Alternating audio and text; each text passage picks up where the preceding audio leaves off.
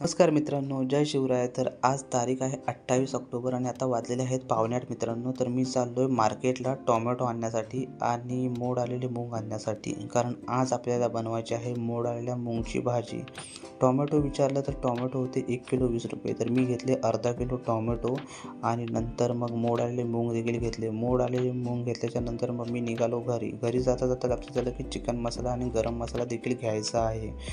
तर मग मी गेलो दुकानावरती चिकन मसाला आणि गरम मसाल्याचं पॅकेट घेतलं. तर ते घेऊन झाल्याच्यानंतर मग मित्रांनो मी चाललो होतो घरी. तर मित्रांनो मी आता फायनली पोचलो आहे घरी.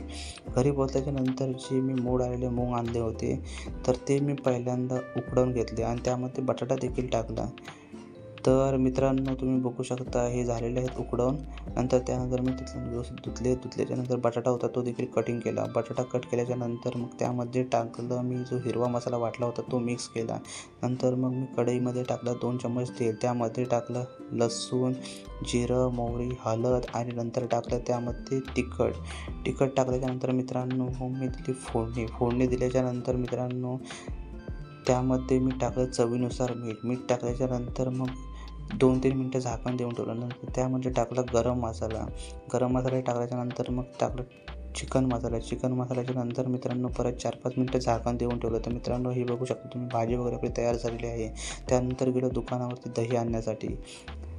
तर मित्रांनो तुम्हाला हा व्हिडिओ कसा वाटला नक्की सांगा. आवडला असेल तर लाईक करा. भेटू आपण अशाच नवीन व्हिडिओमध्ये. तोपर्यंत बाय बाय.